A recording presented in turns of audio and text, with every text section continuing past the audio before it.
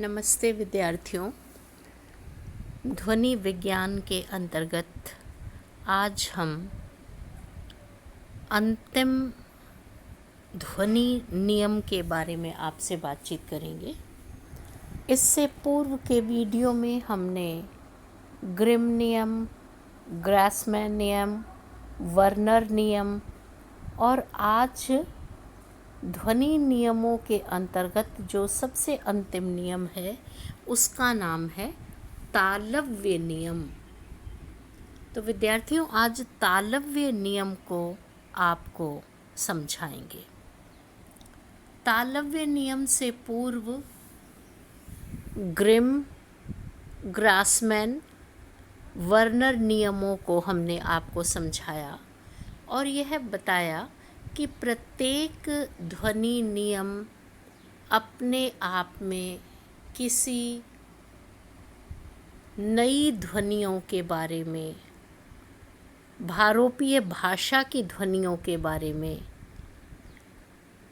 अलग तरह से वर्गीकरण स्पष्ट करता है।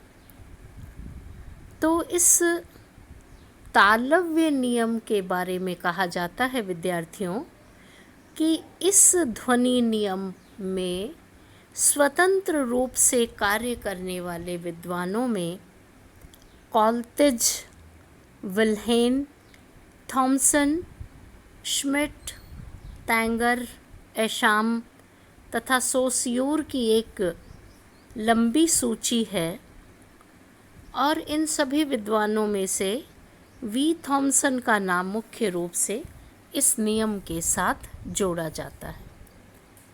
वस्तुतः भाषा विज्ञान में कुछ लोग इसे कॉल्टिज का ध्वनि नियम भी कहते हैं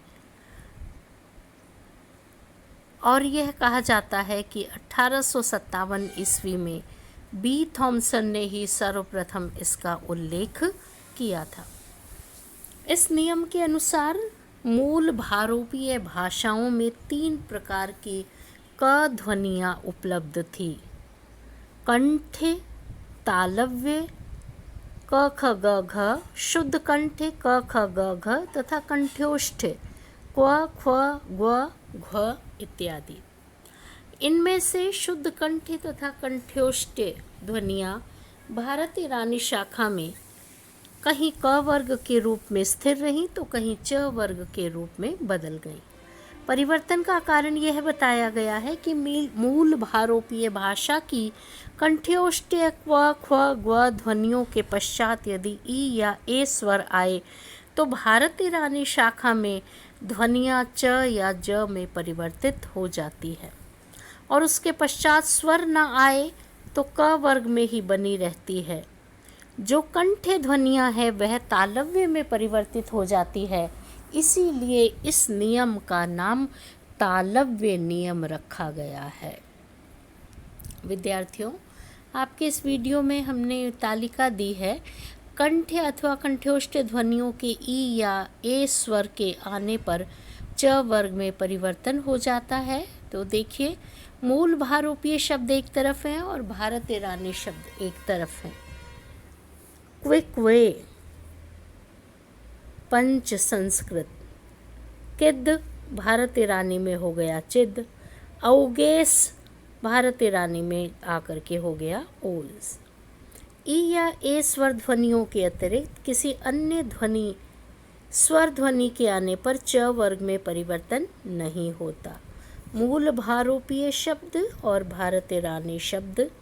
मूल भारोपीय शब्द है क्वोस, QWOS, और भारत ईरानी शब्द में संस्कृत में जाकर के कह हो गया। मूल भारोपीय शब्द है युगम और भारत ईरानी शब्द जाकर के युगम हो गया।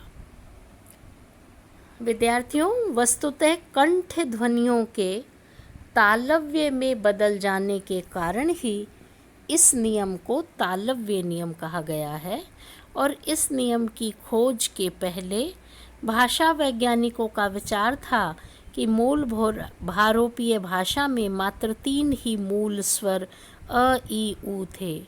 दरअसल ग्रीक ध्वनियों में उपलब्ध ए तथा स्वरों के संस्कृत के अस्वर का रूप भेद माना जाता था। लेकिन तालव्य नियम के आविष्कार के पश्चात विद्वानों की उक्त धारणा बदल गई तथा संस्कृत की अपेक्षा लैटिन, ग्रीक आदि मूल भारूपीय भाषाओं के अधिक निकट समझी जाने लगी हैं। तो विद्यार्थियों, यह था तालव्य नियम, जिसके लिए मूल रूप से यह कहा जाता है कि जो कंठ्य ध्वनियाँ थी वे तालव्य हो जाने के कारण इस नियम को तालव्य नियम का नाम दे दिया गया है।